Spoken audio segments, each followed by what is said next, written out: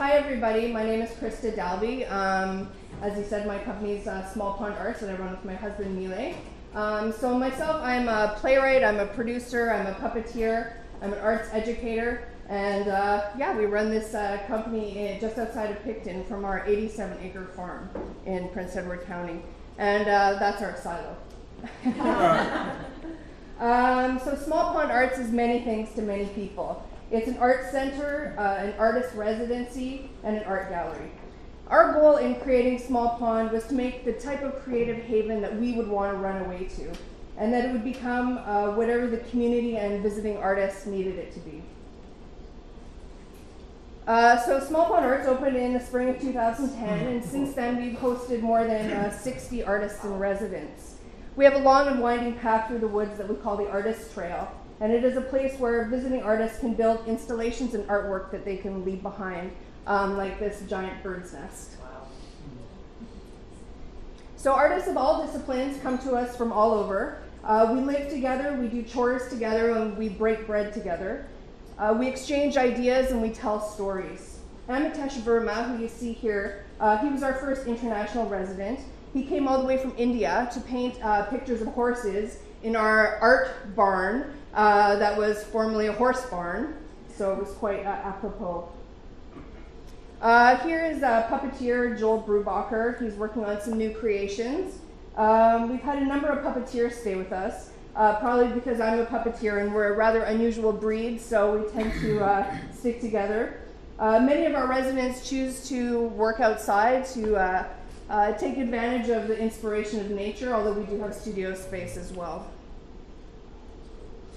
These are a couple of musicians that did a residency with us this past spring, and they spent a lot of time playing music both in the silo, which has some really interesting acoustics, as well as in this little grotto that's beside the silo that we call Salon du Silo.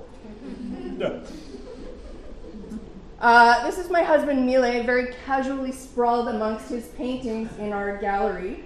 So prior to moving to our farm, we lived in Toronto, and Mile couldn't set himself on fire to sell a painting. And in the last year and a half, he sold 65 paintings. So it proves our big fish in a small pond moniker to be quite apt, and should give rural artists everywhere hope. This year we hosted the inaugural Picton Picture Fest, which was a film festival started by a couple of young cinephiles. And we had 70 film fans camping in our woods over the course of 4 days. And here they are enjoying an outdoor screening, and there's some people having a campfire in the back. So we're going to be doing that again next summer. Part of Picton Picture Fest was there was a youth retreat component. So there was half a dozen young filmmakers who were teamed up with experienced filmmakers, and they wrote, shot, and edited a short film in 3 days. And they're shooting inside of our silo. And spoiler alert, the film ends with them shooting fireworks out of our silo, which was pretty spectacular. One thing we do a lot of at Small Pond is we produce festivals. So this summer we had a festival called Cornography, which is a multidisciplinary, site-specific festival on the theme of our twisted relationship with food. So it featured more than 40 artists. This is a Punch and Judy show that I wrote and performed. It's a love triangle where between Punch and Judy and a cob of corn. During Cornography, the audience was led from place to place on our farm, taking in a huge assortment of visual and performing arts. The theme of food really resonated with audiences in our area, which is so heavily agricultural. And this is a theater piece by a group from Toronto called the Ditch Witch Brigade.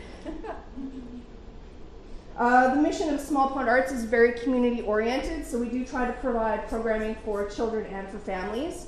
So this is part of Cornography. We had an artist making corn husk dolls with the children. We also do like other workshops like puppetry and lantern making and things like that. I also enjoy giving opportunities to children to perform and to be involved. And I met this young fiddle virtuoso, and I knew I had to find a place for him to perform in Cornography. So one of the final events of the day was a procession that led through the woods where we planted in this giant field here, we planted the dreams of our dreams of the future of food. And young Luke here accompanied the procession on fiddle. This is a good friend of ours, Guy Doucette. Before we moved to the county, I worked for 4 years with Clay and Paper Theatre in Toronto, and I worked with Guy there. He came out to the county after us, and is sort of one of our regular associates. My husband Neil is also an excellent stilt walker, and you'll often see him walking up and down the streets of Picton or Wellington advertising our coming events.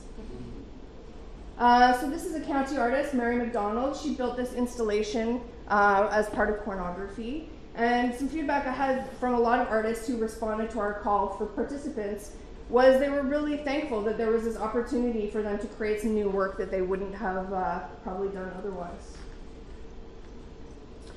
So we love having musicians around, and we've hosted a number of concerts, including this one in 2010, which we called Splashdown.